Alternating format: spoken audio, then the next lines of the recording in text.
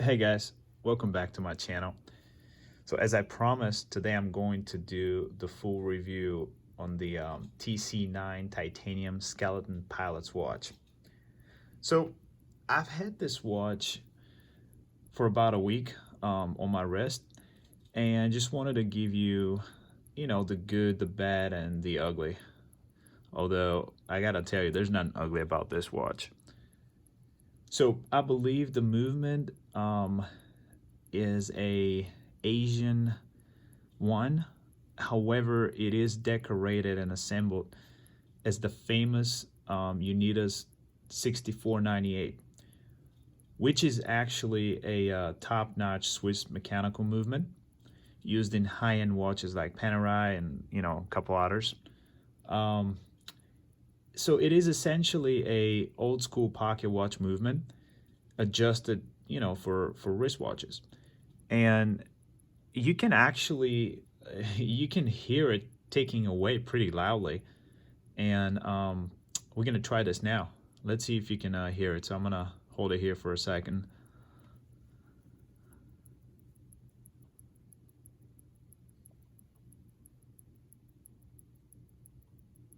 All right, so I'm not sure if you were able to hear it, but it's pretty loud.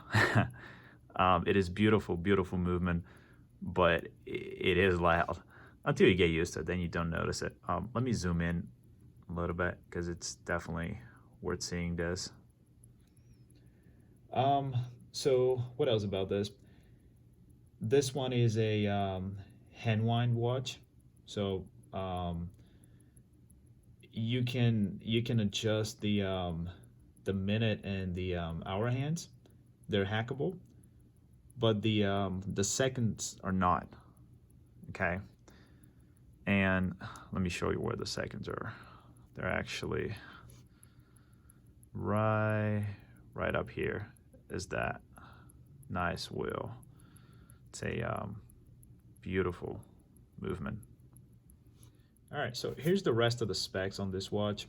You have a solid titanium case in a black PVD.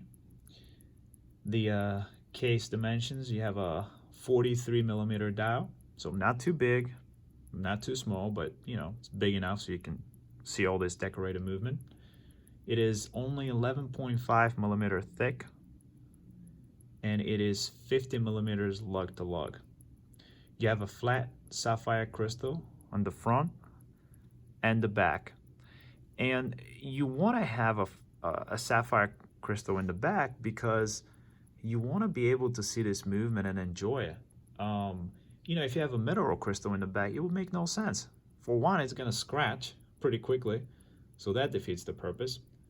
So what a sapphire crystal in the back offers is that you can, clearly see that movement. And so this watch is 50 meters water resistant, so I wouldn't take it out for a swim.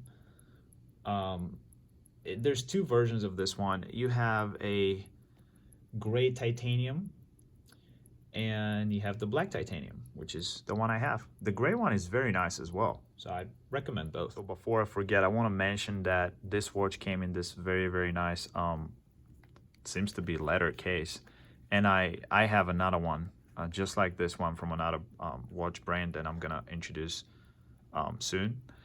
And to my surprise, this one came with 2 extra leather straps, and they're awesome. Italian made. They're pretty cool. I really like them, and I'm gonna talk about the straps in a second. There's one thing I did not like, but it's very nice of them. They provided me with 2. I don't know if they normally do that, but this is pretty cool.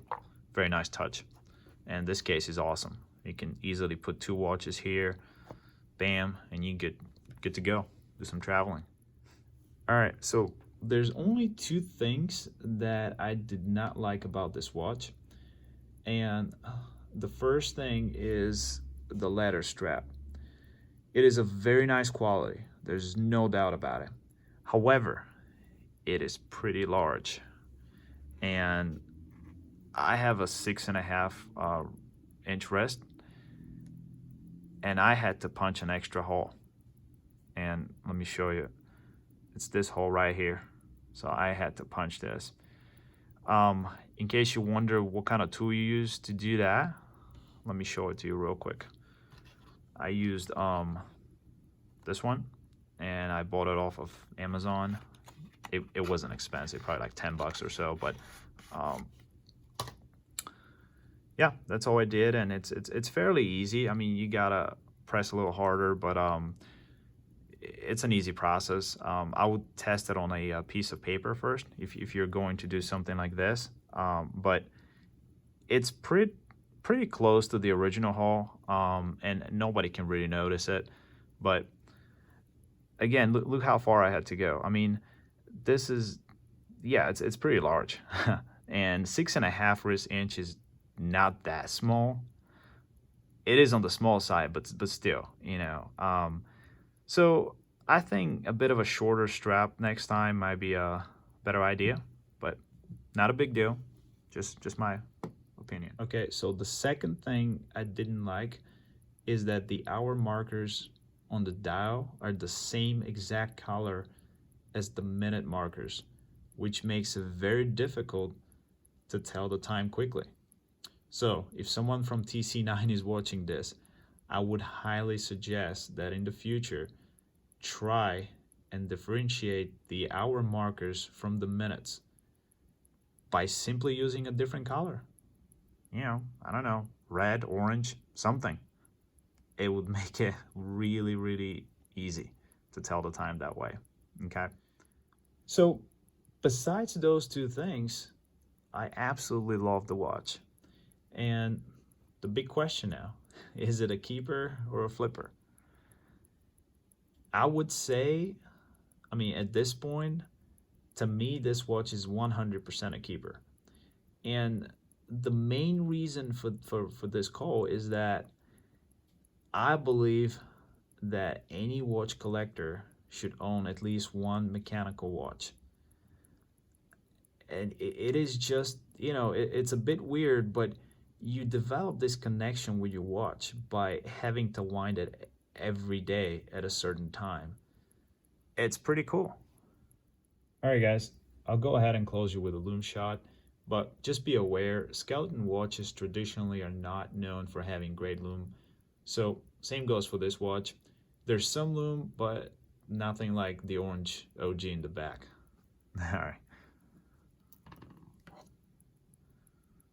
All right, so you can see the hour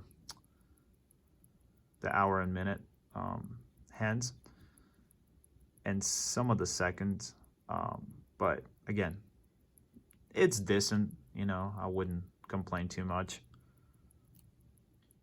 So thanks for watching. As usual, if you like this video, please subscribe to my channel. And by the way, look for my next unboxing video, which I'll feature a Helm Komodo watch. It's a pretty famous watch in the watch community. So it'll be cool, and I'll do a full review on that one as well. All right, thank you, and see you in the next bit.